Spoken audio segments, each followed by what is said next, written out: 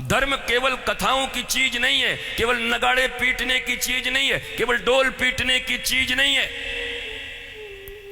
धर्म के एक एक विषय को जानना, जीवन में अपनाना। जान लेना भी बड़ी बात नहीं होती, मान लेना भी बड़ी बात नहीं होती, कर लेना बड़ी बात होती। मान भी लिया, जान भी लिया, किया कुछ नहीं, क्या हो गया? क्या हो सकता है बताओ? तुम्हारे जान लेने से क्या हो जाएगा? तुम्हारे मान लेने से भी क्या? मैं भगवान को बहुत मानता हूं। मानते हो तो भगवान का मानते हो, भगवान को मानते हो कि भगवान की मानते हो? गुरु को मानते हो कि गुरु की मानते हो?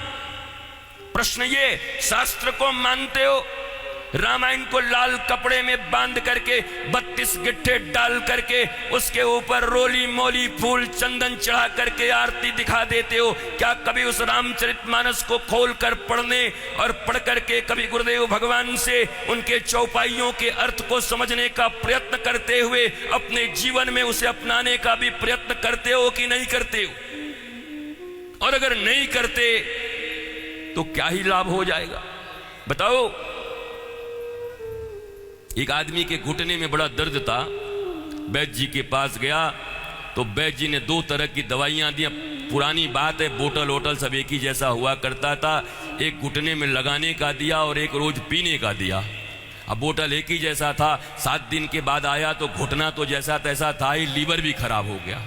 अरे बोला तुम बड़ी खतरनाक वैद्य हो, बर्बाद कर दिया मुझे। बोला तुम्हारी बात मैंने मानी, मेरी ये हालत हो गई। वैद्य जी ने पूछा क्या किया भैया? बोला देखो इसको रोज पीता था, इसको लगाता था। बोला सत्यानाश हो तेरा, लगाने वाले को पी लिया और पीने वाले को लगा दिया। इस दुनिया में ऐसा ही होता है।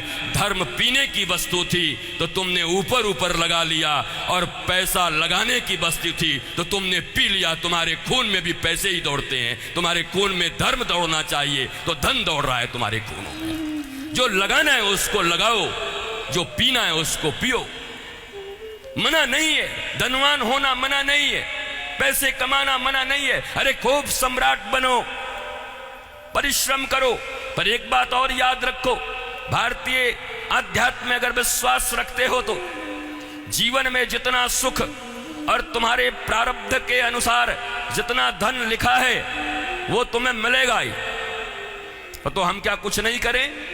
नहीं भी करोगे तो मलुक दास ने ऐसे ही कहा था, मैं भगवान टगवान नहीं मानता। बोला अच्छा, बोला तुम्हारा अगर भगवान है तो कल मैं भूखे रहूंगा और भगवान मुझे ढूंढ के खिला दे।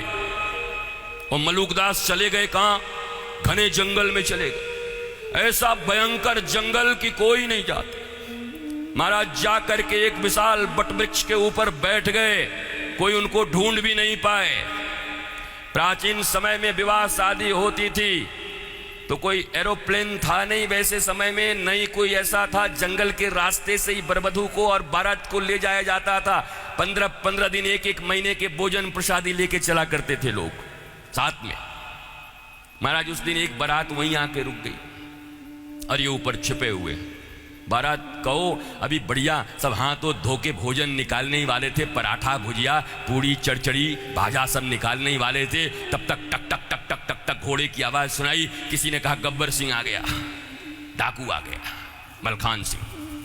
और महाराज भागे सब सामान छोड़ करके, बरबधू बचाओ खुद जान बचाओ, सारा सामान छोड़ के भागे।